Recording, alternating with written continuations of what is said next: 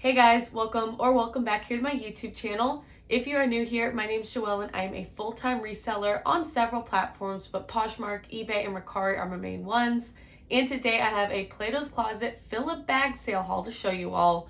I will say it is only 8 items. However, this bag sale was just $15 per bag. I didn't have a lot of time in the store, and so I came out with 8 amazing items, putting my average cost of goods per item at just $1.88. With that being said, this will be a fairly quick video. Hopefully I will keep your attention the entire time so you can see all of the items that I got. First off, I'm going to show you the bag. So when I tell you it was a $15 bag, I expected it to be maybe a trash bag, maybe a paper bag. It was this little tiny red plastic bag. So at first I thought, how am I going to fit more than 3 or 4 items in here? But I decided to put my folding skills to the task.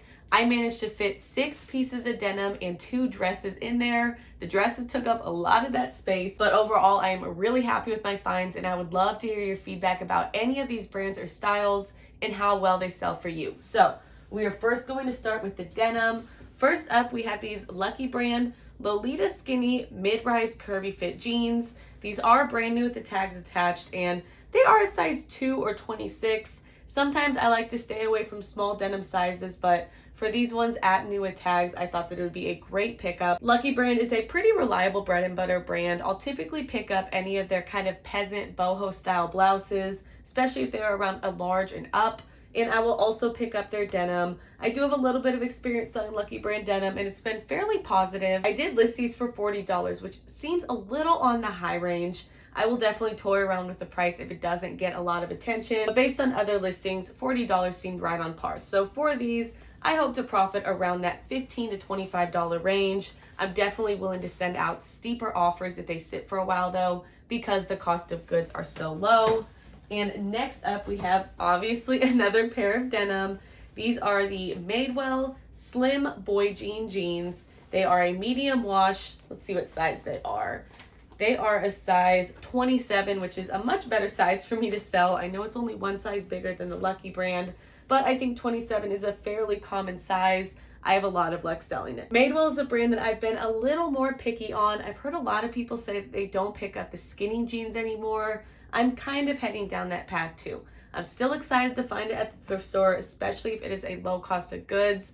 For $1.88, and for this style, I thought that it was a decent pickup. And I'm definitely trying to price my Madewell jeans more accordingly. I will typically price them around that $35 to $40 range. For these jeans, I saw a lot of listings around $50 to $60, and so I thought that my $40 price was a little more intriguing. But since they are priced the same as those Lucky Brand skinny jeans, I hope to also profit $15 to $25 for these Madewell jeans, and hopefully, because they're a fairly popular style, they will sell quick. All right, next up, this is one of my favorite jeans from the haul. I actually realized that they were men's jeans, but I've seen a lot of people advertise them as unisex. So these are new with tags BDG Dad Slim Tapered Fit Jeans, and they do retail for $89, which seems really high for BDG jeans. It does say on here that they're vintage. I'm assuming that they're vintage inspired, but they have these really cool patchwork detailings on the front and on the back. And for these ones, I listed them a little bit higher at $50.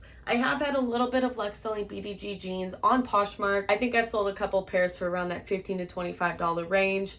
I am completely fine with that because BDG definitely has a strong following, and it was really easy to find product details on this using Google Lens and a lot of good keywords. So this was a really easy listing to do. And even though they haven't gotten any attention after about 3 or 4 days of listing, I still hope that they will sell pretty quick. And for these jeans, hopefully I will end up profiting around $20 to $25, maybe a little more, depending on if I can find the right buyer. All right, next up, we have a pretty decent brand. So these are the Gstar Raw Lin Mid Skinny Jeans. I did discover this brand in a ThredUp denim rescue box. I think it was the first rescue box I ever received, and it was the Lin Mid Skinny Jeans too. So I can't remember how much I sold those for, but they did get a lot of attention. For these, I think I listed them at $50 too, like those BDG jeans. So hopefully they'll end up being a pretty decent flip. These ones are women's jeans, and I will admit when I first got these jeans in my ThredUp rescue box, I could not tell if they were men's or women's. And so the biggest trick I have is to check the pockets. If they're really deep pockets, they're probably men's jeans. If they're not so deep, probably women's. I absolutely hate that about jeans, but that is the easiest way to discover if something is men's or women's. But I did notice too on the interior tag, if you do ever find this brand, they will have the actual style name on that care tag, and it does say Lynn Mid Skinny and then WMN, which is women. So just a little trick if you don't know if this specific brand is a pair of men's or women's jeans. That was something that I discovered when I first discovered this brand. So for these jeans, I definitely made it a keyword heavy listing. They also have not gotten any attention after just 1 or 2 days of listing as I am recording this. So hopefully they will still end up being a quick flip. I'm really excited for fall and I'm starting to source for it. So that is why I have so much denim. So I'm hoping that in my future What Sold videos in these next couple of months, I will have a lot of denim. And for these jeans, hopefully I'll end up profiting at least $20 after fees and cost of goods. All right, next up we have the old reliable. These are American Eagle Next Level Stretch jeggings. I will say I kind of messed up because they're low rise. I hate that because they are low rise skinny jeans. Definitely a style that I do not seek out when I'm at the thrift store.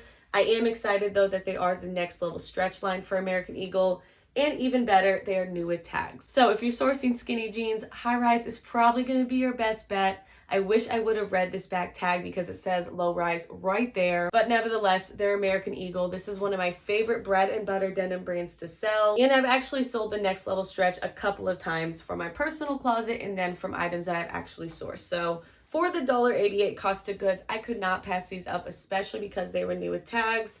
And if they don't end up getting attention after maybe a month or two, I will probably just take these to another Plato's Closet, and I'm assuming they'll accept them because they're American Eagle and they're new with tags. So with American Eagle jeans, I typically try to stay under that $3 to $4 range. So I will only find it when I'm sourcing at a thrift store that has really low cost of goods.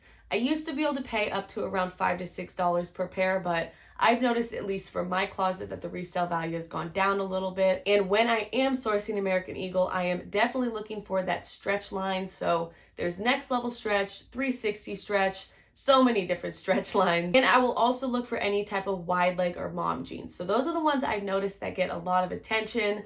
And I will say I've had a lot of luck selling their skinny jeans, which seems to be rare these days. I do still sell skinny jeans and I will source good brands, but they tend to sit longer than other ones. However, with American Eagle, I've noticed that I still have no problem selling their skinny jeans. And for these specific jeggings, I listed them for 25 bucks. That is my universal pricing for American Eagle jeans, unless they are a really special pair that I'll price higher. But for these jeans, I hope to profit at least $10 or $15 after fees and cost of goods. And next up, I do have another pair of American Eagle jeans.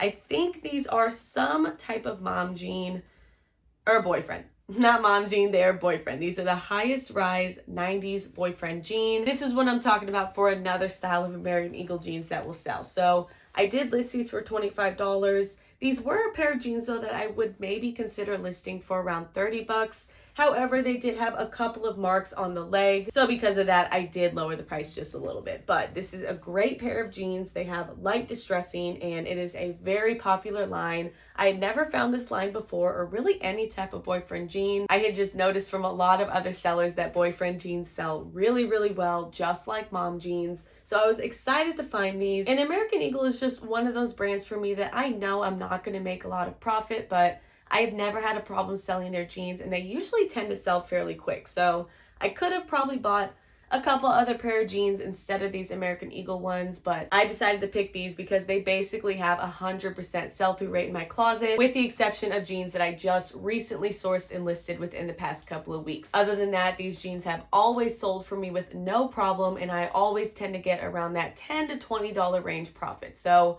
I'm hoping for the same outcome with these jeans. And let me know in the comments what your experience is selling American Eagle jeans, because obviously mine is positive, but I know a lot of people have different brands that sell good or bad for them, so I would also love to hear your feedback about American Eagle. All right, as I said, this was going to be a quick haul. So we have 2 dresses left to share. This one was my absolute favorite item of the haul. As you can see here, as I'm not even sharing the full display of it, there's a lot going on. It is so cute. This is also new with tags, and it is from Asos Design. Asos is one of my favorite brands to sell. You definitely have to be picky, but if you can find something like this black dress, definitely pick it up. No questions asked.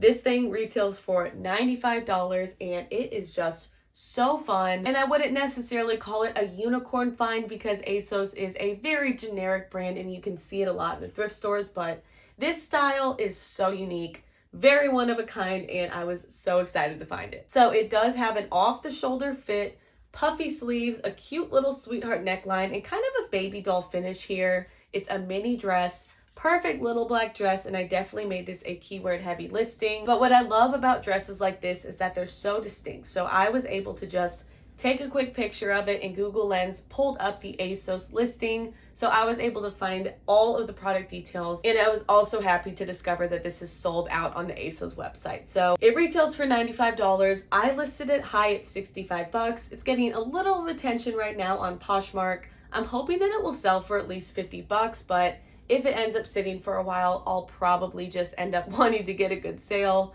So I would be okay with letting this go for around that $35 to $45 range. But I have a good feeling about this dress. I feel like somebody might snatch it up for at least $50. Asos Design has never failed me in the past, especially with formal dresses like this. So hopefully after fees and cost of goods, I can profit at least $25, maybe $30 for this dress. And of course, hopefully it will end up being a quick sale. And for the last item of this haul, this is a great bolo brand for formal wear. Formal wear is something that I have a love-hate relationship with. I've noticed that a lot of the stuff sits. I have bridesmaids dresses that have been sitting for almost 2 years at this point. But I also have bridesmaids dresses that will just fly out of my closet. So this is a brand that I have never sourced. I've seen it in the thrift stores, but it's always overpriced. So this is Jenny U collection, and it is the Kate dress in a beautiful blush color. And it is brand new with tags, but it has a little bit of flaws. So there's a little bit of wear up here on the chest, and there are some makeup stains on the inside. I might try to spot treat them, but I also might just sell this as is. But this is a floor length gown, and this is another one of those brands I would love to hear your opinions in the comments on if you like selling it, because like I said, formal wear can take a long time to sell. But for a brand like this and the potential profit you can make, I think it is very worth it to allow something like this to sit in your closet until the right buyer comes along. But when it comes to formal wear, the two brands that I have sold the most are Lulu's. If you've watched some of my previous videos, you've probably heard me talk about the brand. It has quickly become one of my favorite brands to source in 2023, especially any type of midi or maxi formal dress. And I also have a little bit of experience selling Asos. Asos is one of the most popular bridesmaids retailers. Their dresses aren't going to retail for much more than $110 or $120, so definitely not as expensive as Jenny U, but because of the popularity, just like Lulu's, it has a really wide customer base, so selling those dresses secondhand, you can have a really good sell-through rate. So for this dress, I've got to admit, I have not looked up any information.